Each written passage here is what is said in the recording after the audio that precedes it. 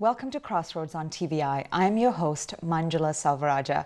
Well, today's an exciting day. We'll meet Arjun, a very popular UK singer, songwriter, and producer. We'll hear about the volunteer work by a group of Cambridge MBA students in Batticaloa, Sri Lanka, and talk to two Toronto-based experts on the obstacles faced by Canadian Tamil youth. If you'd like to call in with a question or comment, our number is 416-623-8100. You could say our next guest's career is on a meteoric rise. Arjun was nominated as Best Newcomer at the 2011 Brit Asia Music Awards and chosen as one of MTV's top 20 Unsigned Acts for 2012. His remix of the Tamil cult hit This Kolaveri racked up over 3 million YouTube views in just 1 month. TVI is delighted to have him here to perform live for us. Here's Arjun. Hi guys, so this is my English R&B remix of the song This Kolaveri.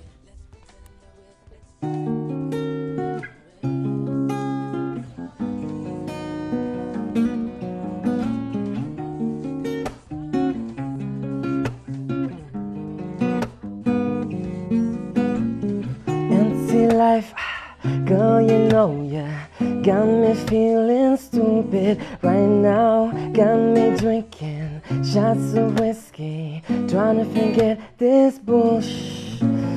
Love is so blind, although I try. This has gone on too long. You told me lies, so many lies. I want to start over. Baby, I am dying now. I don't know why you're smiling. This is how you broke my heart, and I can't believe I loved you. No, no, no, how could you do this to me, do this to me, do this to me? How could you do this to me? No, no, no, no, no, no. Yeah, yeah, alright. And this is how we do it in the UK. Yeah, you feel me? No, no, no, no, no, no.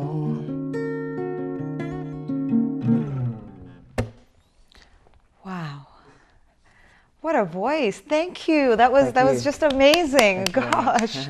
You know, I've heard people say that you are the real thing, that there's because there's a lot of musicians out there with sort of the performance act, the auto tuning and all of that happens in the production room, and you're the real thing. It's refreshing to have you here.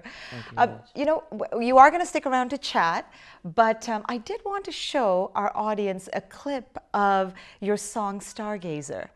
So you know, well, stay with us, and we'll put that on, and we'll get a chance to chat after.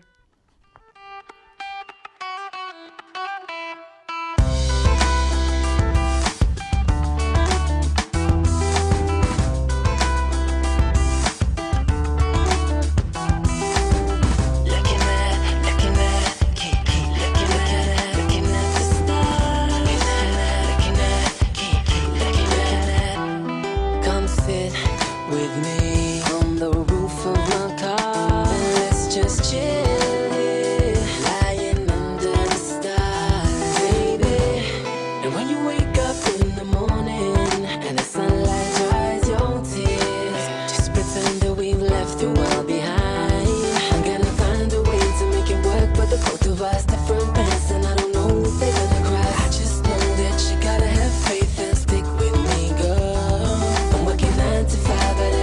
I'm fighting for it, you don't feel the same way, but I know you know it. Let's pretend that we're somewhere else. Cause I'm a stargazer, gonna forget about all the rest of my day. Cause I'm a stargazer, and I'm gonna pretend everything is okay. This feeling, I've got to be dreaming. Up on that stage, with the spotlight shining on me. The lights go down and the crowd goes quiet. Plugging my guitar and I'm taking the silence slowly. So I know that the show that you had on Friday had about, I don't know, 800 to 1,000 people, I heard, in the audience. What's it like performing in front of a group that big? It's amazing. It's actually my third time in Toronto in 2 months. So I did the TSA formal and then the PSA formal, and this is my first kind of club event I've done. I think it's a very different environment, but it's a very exciting thing to be on stage in a club, I think, because everyone's at a party and it's great. So I love the buzz of being on stage. I think in some ways it's actually easier having a massive crowd, because I think you don't really see anyone's face. So it's easier just to kind of sing to yourself, I guess. So yeah. Do you get at all nervous about the experience? I mean, that's a lot of. I know you're familiar with playing large crowds, but what is it like right before you go on? I think just before you go on stage is the worst. When you get on stage, you're fine. I think just as you see the crowd and you kind of soak it all up, you feel really kind of hyped up and excited. But I think just before, I've been singing for about 4 or 5 years and I still get very, very nervous. Yeah, of course, definitely. That's interesting. Yeah. Now, your love of music started at a very young age. So tell us about that. Right, so when I was 4, my mum forced me to start playing the piano and the recorder and the saxophone and the flute, and she's a very big fan of music. So she kind of, from an early age, she was playing me music of all kinds of different genres, varying from Tamil to Hindi to jazz to classical to everything. So, and then kind of at the age of about 7 or 8, I started a rock band actually at school. I played guitar and bass in a rock band, and then I learned the drums. So, I mean, to me, it was all about music first, and singing came later. Singing was more a recent thing for me. So I was always kind of creating and composing songs and, playing instruments. And singing, I was always a bit shy, so I didn't like to kind of, to kind of sing in public. And then I used to write songs for other artists, and I produced music for other artists as well. And then eventually I thought, let me just try, release my own stuff. I released my first single about 2 years ago. And since then it's just been, it's gone. It's just actually, it's just ballooning, if anything, since then. Now, I know that you moved from Sri Lanka to the UK when you were 4. That's right, yeah. Right? So is there, how does the fact that you have this Tamil or South Asian aspect to you, how does that influence your music? I'm very aware of where I'm from, and obviously I was born in Sri Lanka, and my parents and my entire family is, either there or here or in Toronto or in the UK. And it's had a big influence on me. I think, it's funny enough, the big turning point for me, though so far, has been a remix of a Tamil song. So Kolaveri, that's basically what opened doors for me, really. So, I've kind of, up to that point, been focusing more on kind of English R&B stuff, but I've worked with a bunch of Tamil artists, both in the UK and in Sri Lanka. A producer called Charles Bosco, who's kind of done a lot of Collywood soundtracks. A bunch of other guys like Loven, who's a rapper, and so collaborations for me have been key, and I've kind of slowly been kind of trying to penetrate the Tamil market, and hopefully I think Kolaveri's, I guess, kind of helped me do that as well. It's going to pave the way, right? Yeah, exactly. Yeah. So well, your performances are jam-packed, so that certainly helps spread the word too. Yeah, I guess. Now, you are what I consider a triple threat. I heard, I was at a music conference once, and I heard someone say, that a promoter, and a super agent in Toronto say that, it's amazing if you get a singer, even more amazing if you get a singer and a songwriter. You're a singer, songwriter, and producer. But you've also gone through a lot of training. How does that, what is the education that you have, and how has that helped get you where you are? So you mean musically? Musically, training? yeah. So I did a kind of Western classical training on the flute, embarrassing as it is, and the piano up to grade 8 in the UK. So I learned music theory, and I learned about music really from a kind of Western classical perspective, and also Eastern classical later on. And that's formal training? Formal training, yeah. So that was, I think, the foundation. I think it really, really helps you in whatever music you do, whether it's rock or R&B or hip hop. I think it's just great to know about music and understand theory and chord progressions and scales and that kind of stuff.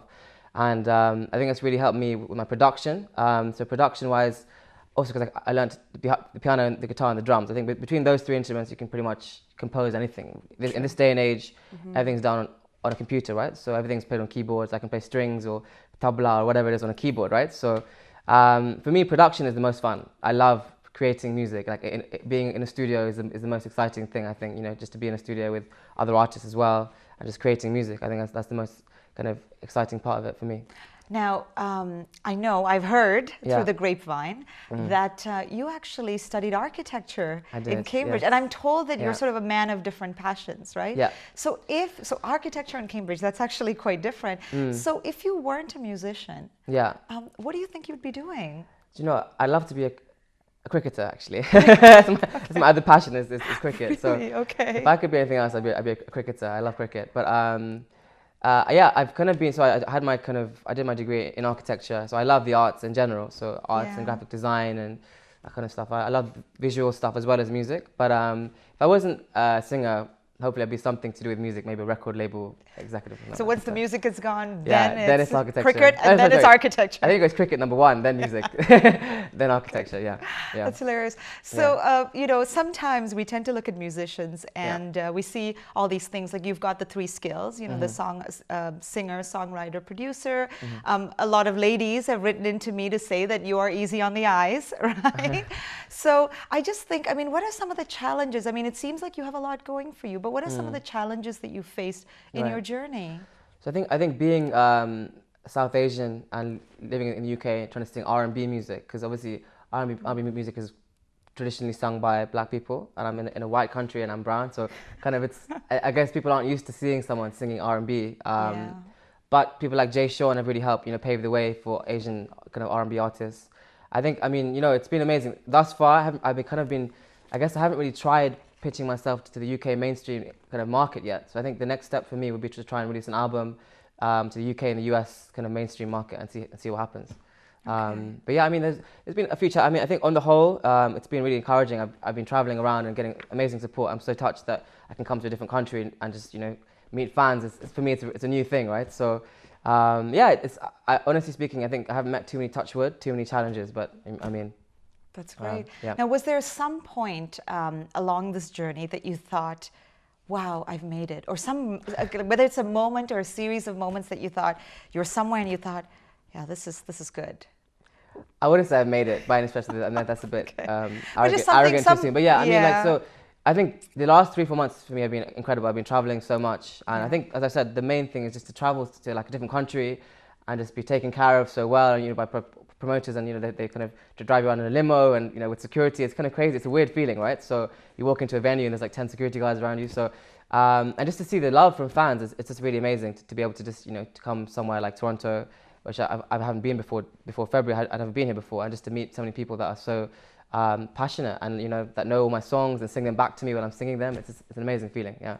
So if you had to give advice to someone young came up to you and said, you know, I'm interested in kind of following a musical career as well, what would you say to them? What would be your advice on steps? I'd say go for it, definitely go for it. Okay. I think you live once. I think obviously coming from a Tamil background, we're very academic kind of, as people, we're very kind of focused on education. I think it's very important to get education first. So I would never say drop out of school or university. I'd say get a degree or something, or, you know, at least go to school, and only then, you know, try and if you think you love it enough, just go for it and see what happens. I think. And if you, I mean, as I say, you live once in your life. If you don't go for it, you know, you might just live your life thinking, oh, you know, why don't I have a go at it? So what's your standard day like? Like, how much time do you spend sort of devising music, writing, tour? Like right now, the focus is touring. So we're doing a lot of gigs. I'd love to sit in the studio more, but kind of allocate kind of May for touring. So this month we're doing going to New York on Tuesday, and we're doing Atlanta and New Zealand, Australia, and then hopefully coming back to West Coast of Canada to do Vancouver and Edmonton and then Montreal. So lots of touring. I think right now the focus is to kind of get my kind of music out there to the world. Yeah. I've kind of got almost like an album's worth of material. So the next step after that is to release an album in the UK and hopefully internationally as well. So, but yeah, my typical day is just completely varies. It could be anything really. It could be either writing a song. It could be doing an interview. It could be, you know, so.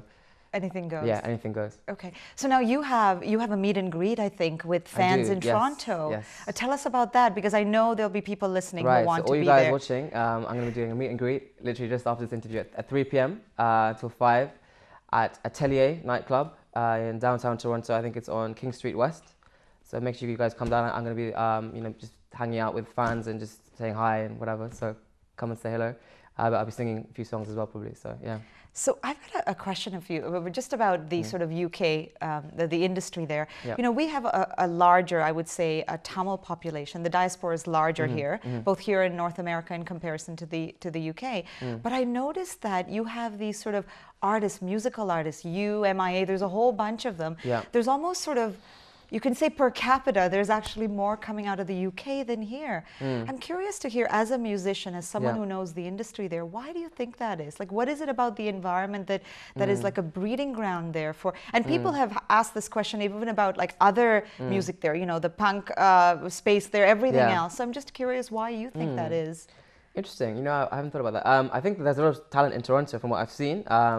UK, I think there's a kind of established kind of, I guess because the British, you know, have this kind of love of music, and I mean they kind of started off, you know, lots of different kind. I mean, I think London is a hub for a lot of things for entertainment and the arts in general, right? So I think that kind of helps to cultivate kind of a climate where people are, you know, kind of encouraged to start music and to take training and everything. So I mean, personally speaking, all my friends, we had to play an instrument at school. I think that might have helped. But I think generally speaking, there's a lot of talent in the Tamil community in the UK, but I'm not sure why that is. I think it's just potentially it's luck.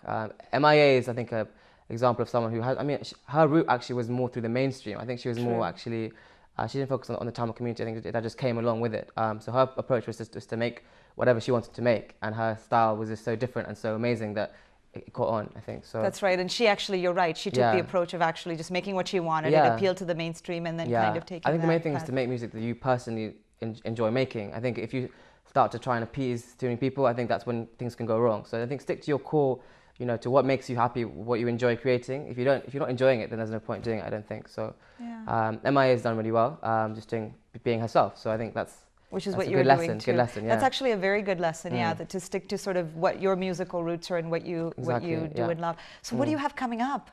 What's in the future, in the next month? Tell us about tour dates, other plans. As I mentioned, I'm going to be traveling a lot. So we're doing New York on the 11th, Atlanta on the 12th. Then we're doing 2 shows back in London. Then we're doing New Zealand and Australia end of May, and then back in London for a few shows, and coming back here to Edmonton, Vancouver, and Montreal. So if you're listening from somewhere around there, come check me out. It's, I think, end of June. In the meantime, I'm going to be working with some more producers in London, trying to finish off my album. Got lots of stuff kind of planned for this. I think this year is my kind of, I think, touch wood, I'm going to really make a big push and try and release my first album and try and really, you know, kind of get out there to the world. So maybe garner all this energy, all these undercurrents. Yeah. I think I'm very fortunate to have had this Kolaveri kind of thing come along for me, because before that, you know, I was focusing more on the UK market, but since then things have been crazy. We've been getting bookings coming in from all over the world, and from Dubai and Malaysia and Singapore and everything. So I think I'm just so fortunate to have had that, and I'm glad that it's come from a song that is a Tamil song, because, you know, that's where I'm from. So yeah. Do you have any feeling, and this is could be a tough question, but I'm curious to hear your point of view. Do you think there are things that can be done here to nurture artists like you? You know, what are some of the things? I know that's a really broad question, but I'm curious. I mean, what are the things that you found that were great to have in the UK that helped nurture? I think I'm fortunate to have parents who are really just open-minded. I think I'm very lucky that my mum was into music and my dad is quite chilled out for a dad. So, you know, a lot of Tamil dads would be like, no, just finish your studies and go and, you know, be a doctor or a lawyer or something like that. So I think that's one thing. I think parents, from what I've experienced here while I've been here, I've been seeing family and stuff, I think that, you know, things are definitely evolving. I think parents are much more open-minded and willing to let the kids do whatever they want to do. I think that will be a big change when you know, when our generation become parents. Hopefully people, you know, like myself and people who have been brought up, you know, in this generation will be probably more open to people being actors and singers and dancers and whatever else. So let's see what happens, hopefully. A great response. Well, thank you for being here. We Thanks for having appreciate me. that. Amazing to be here. And for more information on everything that you do, I think it's Arjun Official, yes. right? Better plug that one, yes. Yeah, what's the website again? So it's arjunofficial.com. It's facebook.com/Arjun Music, twitter.com/Arjun Artist. So great. Well, thank you for being here. Thank you very much for having me. Thanks a lot. So we're going to take a break now. Stay with us. You're watching Crossroads on TVI with Manjula Selvarajah.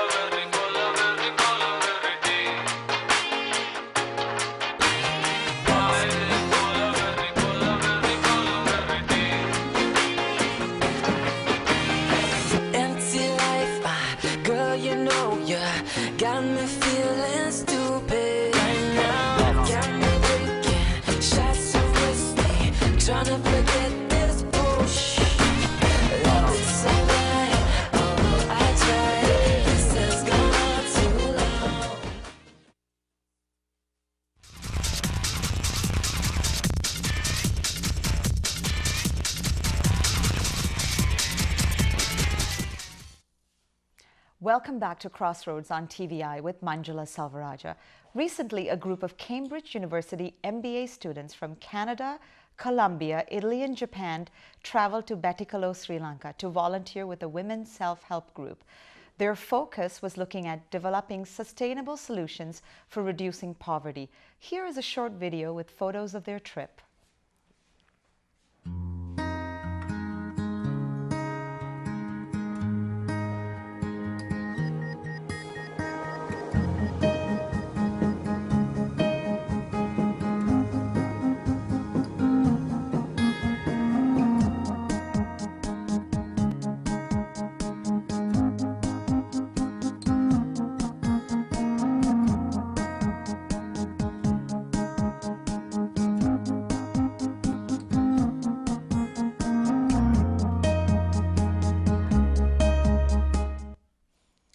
Vaithegi Vasan, the Canadian on that team, is now back in Cambridge University in the UK for the rest of her school term and joins us over Skype. Welcome to the show, Vaithegi. Hello, thank you for having me. It's a pleasure. How are your studies going at Cambridge? Lack of sleep, but that's okay. It's going well. Good. Almost done, so I'm sort of feeling sad about it actually. That the experience is almost over. Okay. Well, I know that you're moving on to sort of some other ideas that we're going to talk about. Yeah. So now about your time in Batticaloa on this project, what I'd love to know, first things first, is tell us about the names of the other team members that went down with you. Let's give them a little bit of recognition here as well. Sure.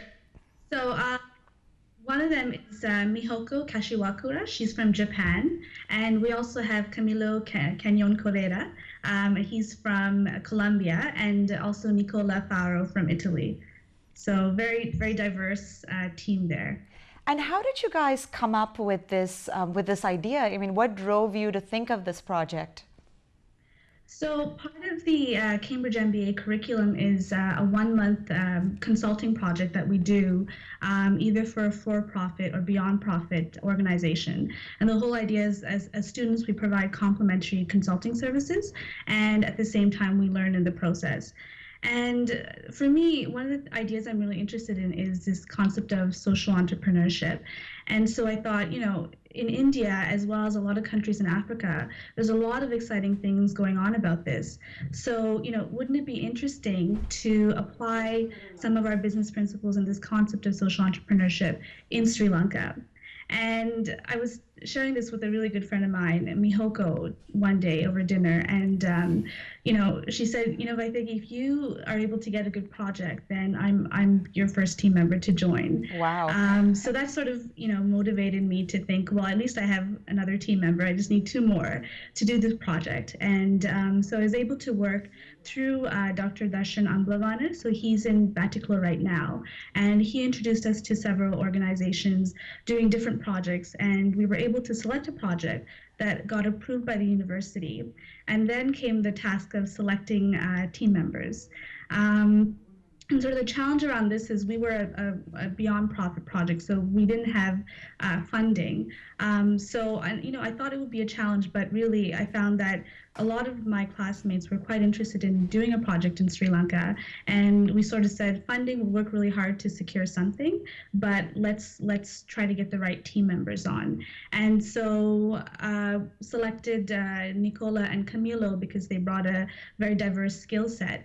But more importantly, I was looking for people who are very adaptable to change, and we could all sort of get along and work together because we would have been traveling and living together for a month. For a tight span of time. And that's something you need to. So, I mean, tell us about what the work that you did there, because I know that you worked with a women's self-help group there. So, what was the work that you did, and what were some of your findings? Right. So the work that we did was basically developing a sustainable model for poverty alleviation. So what that means is these women were functioning in something called the ASCA model, so accumulated savings and credit association. And we were looking at how can we help them empower themselves to get out of poverty. Many of them were either at the poverty line or living sort of hovering around it. So in terms of our findings, I think one of the two key ones really is that one was around the database management system. So we developed a database management system for them. And sorry, just to backtrack a little, we're working with the Church of the American Civil Mission, CACM, and Dr. Amblavana was our sort of client contact.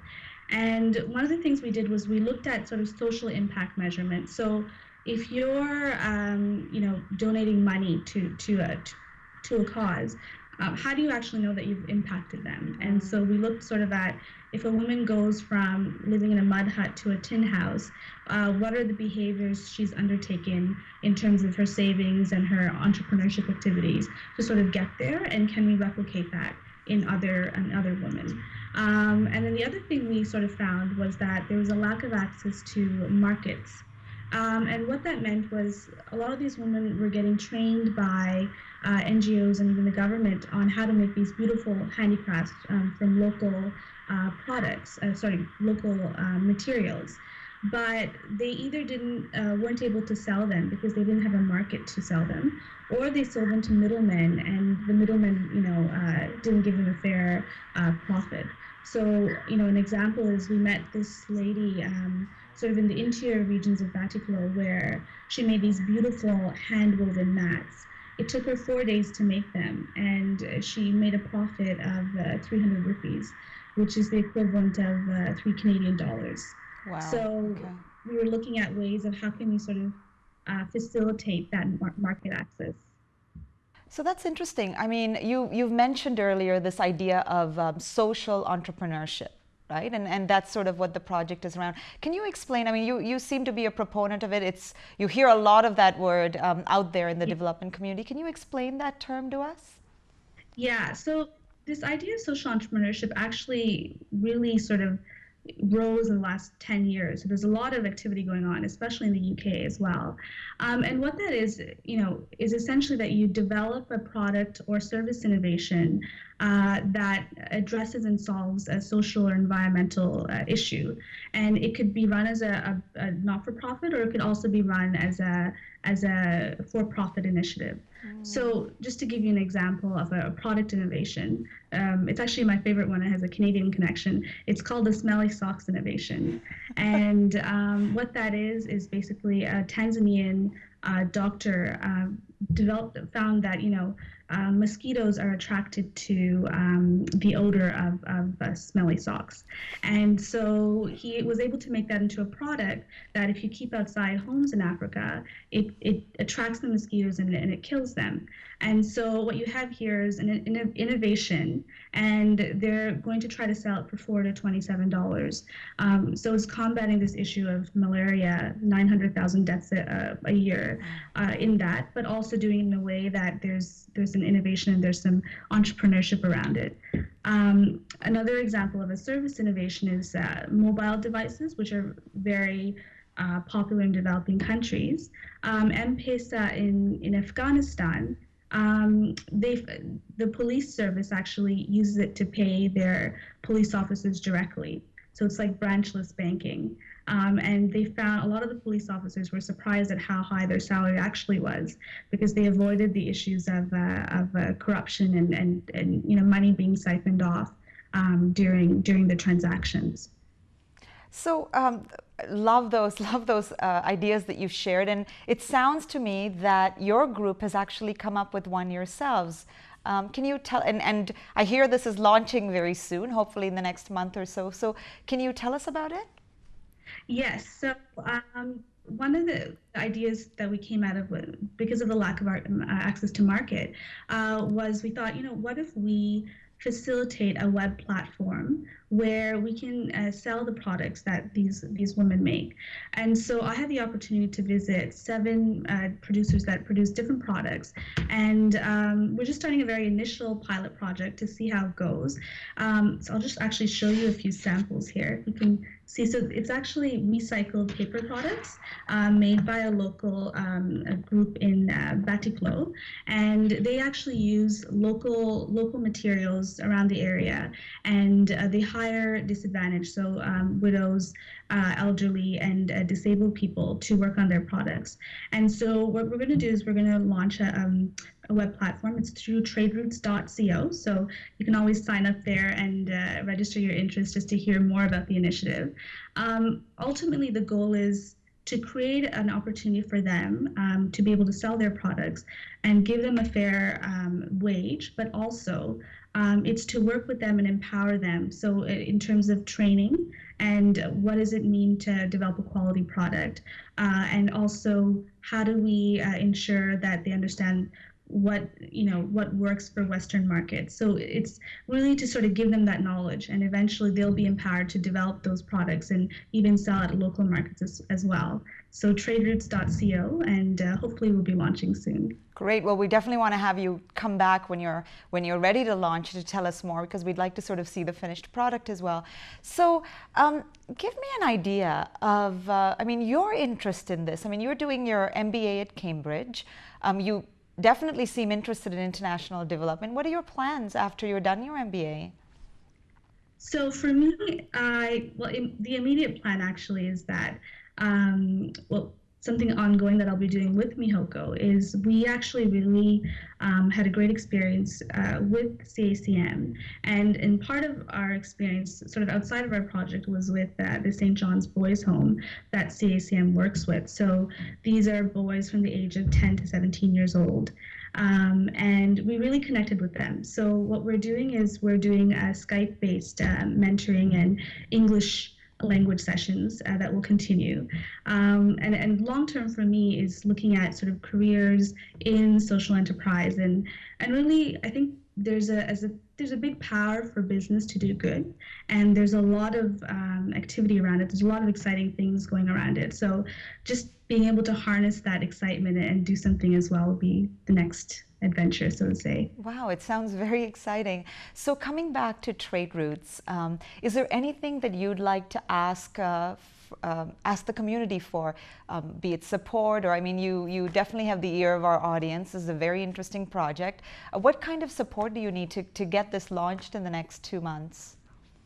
So one thing we're looking for is any student web developers to help with the building of the web platform. So that's one piece. The other one is anyone interested in from the donor community to help with the initial setup of training the people there and launching products. So those are sort of, if anyone's interested in that, please feel free to contact me about that. Thank you so much. I mean, we really are looking forward to having you on soon to talk about this. I actually do want to ask you one more question, just out of curiosity. What was it like for you to be there? I mean, and for your colleagues as well. For you, I think you are familiar with the country. For them, that would not have been the case. So what was sort of that range of experience, traveling to Sri Lanka and through Batticaloa? Yeah, so I had actually never been to Batticaloa either, so I didn't know what to expect. And of the team, I mean, apart from myself and Nicola, who'd been to Sri Lanka, but he hadn't actually been to that region either. And so we were sort of prepared for the unexpected, but we found that it wasn't as we had imagined or had been told it would be like. So in a very good way. So one thing is that, if you exercise a level of caution, so for example, we would never go out too late. We always used auto drivers that were recommended to us by our client. And I spoke Tamil, so that helped us get around. So we found with a certain degree of caution, we were able to function without any issues at all. And in fact, the team really enjoyed the experience. It was a lot of firsts for the team. So for example, Nicola, wore a sarong for the first time, and he said, "Oh, I feel so free." And Camilo, it was his first time that he had consecutively eaten spicy food for a month. We used to work, we would work 12-hour days. So our break would be that we'd sort of play soccer with the St. John's boys. actually, it's more like we would try to keep up with them. Playing is another matter entirely. But our last night there, we had sort of a dinner with the boys, and Camilo taught them some basic salsa steps, and they performed Tamil dance for us. And Camilo was the only one that could actually keep up with them. And when we came back to Cambridge, we were told to bring a memento of our experience on our consulting project. And we actually caused a round of applause from our classmates. We came dressed in myself and Mihoko in a sari, and Camilo and Nicolo in the sarongs that the boys gave them as a gift. Actually, you know what? I think we did that. There was a photo of that earlier on, which I thought was very adorable. We actually won a prize for that within our class. But the reason that was our memento is we couldn't isolate it to one object, really. And it was Nicola's idea to have us all dress up. But the reason is because we really felt that this experience was very professionally fulfilling. We learned a lot. We had the opportunity to go into the fields and work in hard-to-reach communities through CACM that we wouldn't have otherwise had access to. We talked to the women. We sort of stayed with them in their homes, understood their realities. And also, it was also very personally fulfilling, too. And as a team, I can say that we had sort of a very memorable experience, to the point that we're still keeping in touch with So them. I'm going to add there, Vaithegi, that we probably will have to take a break now, but I really do want to have you back on, because even before we had the show, there was a significant amount of interest in the work that you did there, and just the fact that your team found the initiative to go down and do this. So I'm going to assume, because I've asked you on air, I have your commitment to come back.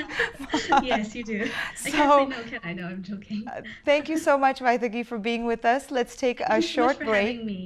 My pleasure. You're watching Crossroads on TVI with Manjula Salvaraja.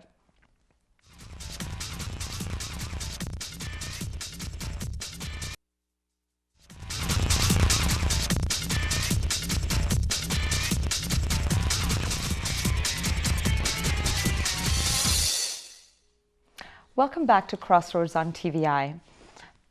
Over the next few months, we'll be doing a series of shows on Canadian Tamil youth, their opportunities and their obstacles.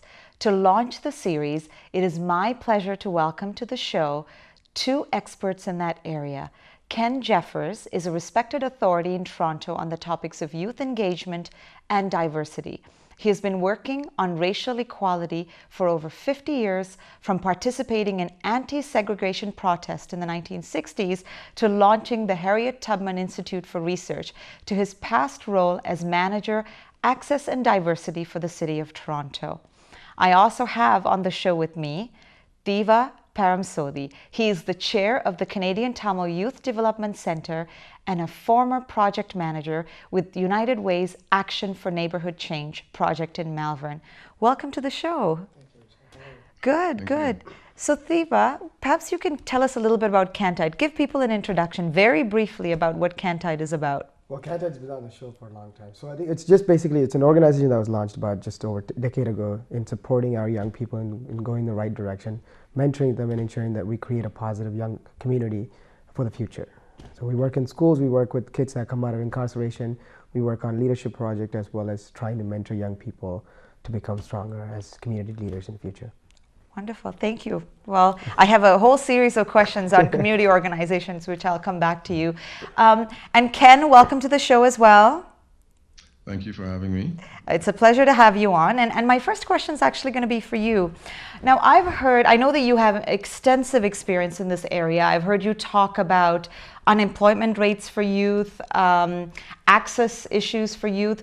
What are some of the particular issues that you think youth of color face when it comes to access?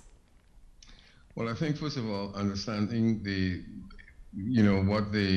services that are there for them to take advantage of, because the old adage about information and knowledge is power is really true. Because what I have found is that like a number of young people of color really do not know what their rights are and what services that they're entitled to. So I think it's incumbent upon all public servants in particular to ensure that this information reaches the young people, particularly people of color, where the unemployment rate is, of course, highest. Now, I know that your past role as a manager of access and diversity for the City of Toronto, you obviously, worked with a broad set of organizations to look at funding for infrastructure, diversity in staff. How did those two particular points, the funding of organizations and having a diverse set of staff work in the community, how do you think that affects Canadian Tamil youth?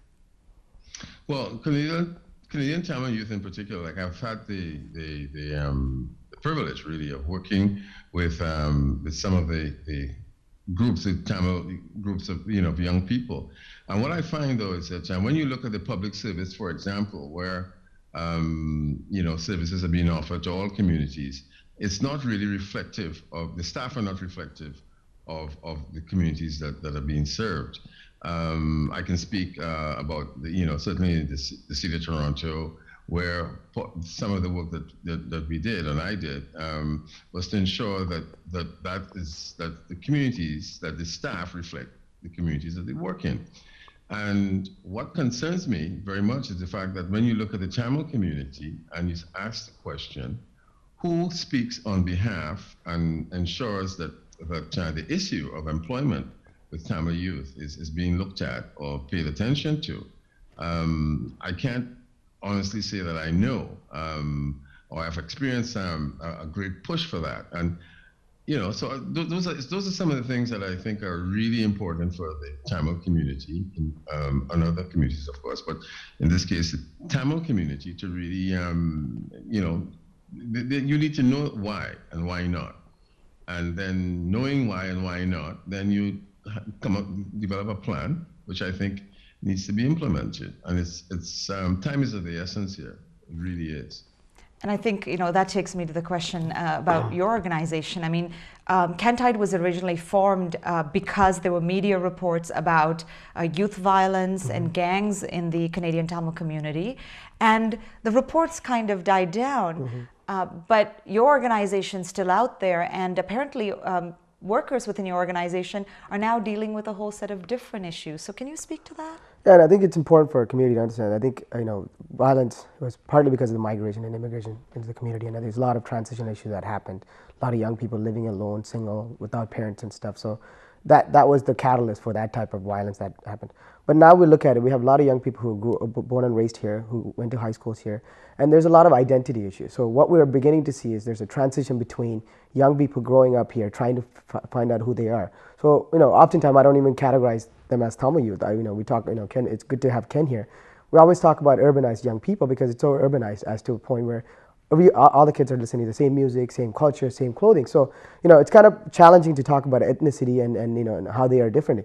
But the challenges in our community right now is we're seeing there's a growth in substance abuse, there's a growth in kids dropping out of school, growth in kids trying to really find out who they are, their identity issues. It's remarkable, it's huge. And the kids that are going to universities also are dropping out, partly because the institution that we see at TDSP as well as in any York region or whatnot, most of them are not really getting our kids ready for post-secondary education. So what's happening is higher rate of dropout is happening. But in this reality of what we see in our communities, we always talk about the successes, which is important because through our events, what we always showcase is the success, the kids that are going to university graduating. But oftentimes we forgot to measure the larger community and say, well, we have over 300,000 community members here. Out of that, how many of them are young people? How many of them are really going to university? How many of them are dropping out? So if you really look at it based on the stats, we're facing tremendous amount of challenges that's slowly crawling and it's coming out. And we're beginning to see teenage pregnancies, young people getting involved in sexual activities as early as grade 6 and 7. So it's a major issues that. So you've brought up a whole bunch of issues here. Just want to throw that out quickly. And that's good. It's good to know because I think that's the kind of talking we want to have through the series that we have over the summer. How informed do you think the community is on this, and how engaged do you think the community is in resolving it? I think there's two type of community here, right, within the Tamil community. One, there's the community. A lot of the parents are well aware of it right now, partly because they're able to see it, but they don't know how to find solution for it because they're sort of lost in transition because parents don't know how to deal with the issues, and partly because they're not really engaged in the school system. And like Ken talked about it, access and equity. It's not only about City of Toronto. Education system is huge in Toronto, and I think it's important that parents begin not to just send the kids to school, but be involved in the school system, through parent councils or whatnot, so that they're able to see some of the challenges that are coming out, so that they can advocate for themselves and the kids to get a better access for the schools and use the system. But oftentimes that's not happening. What's happening is parents are really coming back, and it's like there's this idea of saying, "Gundu chadika kudra oradhu," right? The Tamil. And the idea is that's what's happening here because we're always trying to find solution within the Tamil community, and that's the biggest challenge for us right now because parents are not really understanding it. So what we need to really do is slowly talk about creating awareness among communities and parents. How do we really move away from an event-based community and just talking about successes and saying, look, hold on, what are the challenges and how do we really build capacity? And you know what, that's actually a really interesting point because I probably am just as guilty. I go to this one event to support this, I go to that one event, I go to things to celebrate the success of people, but you need actually a sustained engagement by me and everyone else around us to actually solve the problem. And this brings a point that I actually want to bring up with Ken. Ken, you are a proponent of this concept of interculturalism. Can you speak to how organizations can leverage that concept to actually bring about change? Well, multiculturalism, in my view, has been so successful that it's created cultural and racial cocoons and silos. And whereas I think that all groups and cultures need to be strong within themselves, there's a point at which there has to be coalition because no one group, from my experience, has all of the resources, the power, the will to make change on its own, major changes on its own. Because when you're hearing now about all of the ingredients that constitute and make a community criminalized and weak and not being sustained and all of that. I mean, these things have happened before to various communities. In the African Canadian community, for example, I mean, when I'm hearing now, all of the reasons for the challenges that the Tamil community has been faced with is, I mean, we've been there before with other communities, and the question then is, it's incumbent upon these institutions to that have been through this as well to be a little bit more forthright, and if they're not being so, then interculturalism means that groups have to coalesce because it's not. Let me put it this way, that when groups coalesce, coalitions are, coalescing is a skill as well. And when groups coalesce, then they can identify common problems, common challenges, and work at that level. So I think it's really important that multiculturalism, interculturalism in my view is a progression. Multiculturalism has worked to that degree, and it's actually, if one wants to be a cynic, you can say it's divided and it's divide and conquer and all of that. And I really believe that. I mean, that may not be the intent, but that is what has in fact happened in reality, that communities are not really talking about and coming together and strategizing politically and otherwise to create change. And when I talk about change and groups coming together, it's not necessarily about a political party. I'm talking about people. Any party that serves the interests of the groups of color, I think is great. For me, I don't have the luxury of joining a political party necessarily. Because I feel it's really important that the issues have to be dealt with. As someone said before, by any means necessary. Mm-hmm. And so I'm not, and I feel very strongly, as I said, that it needs to come together in that way. And it doesn't take away from, the culture of groups. What we're experiencing right now when we talk about young people is what we refer to as the third culture, which is young people who were born here, Tamil youth born here, and there are two cultures, right? And this is the third. The third is a culture that they're experiencing and creating, and that's the one in transition. That's why I say it's in transition. And there's a lack of understanding of what that means to young people born here from sometimes traditional cultures, etc. It's not this. It's not the culture of the country that you're from necessarily. It's not the culture of Canada as we know it. It's a third culture. It's a transition, and some of us take the time to try and understand it, so that we can see how these groups can coalesce. Well, I like that concept of that. It is important to have organizations that work within these silos, but then you also need to bring these the organizations need to figure out a way to work together to solve these. So, I mean, we've started the discussion here. The plan with this series is that we are, Thiva, you will be coming back for sure. Ken, it's been such a pleasure to have you on. Thank you for helping us frame this.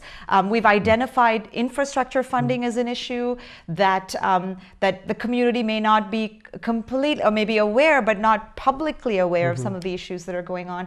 So there's a huge set of issues that we're going to discuss over the course of the year.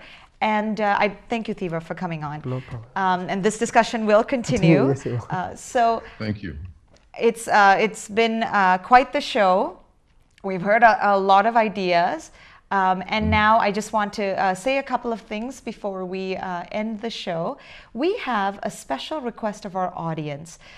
The idea of obstacles and opportunities for our youth is an issue of interest to the team at Crossroads. So we would like to hear your views on the following question.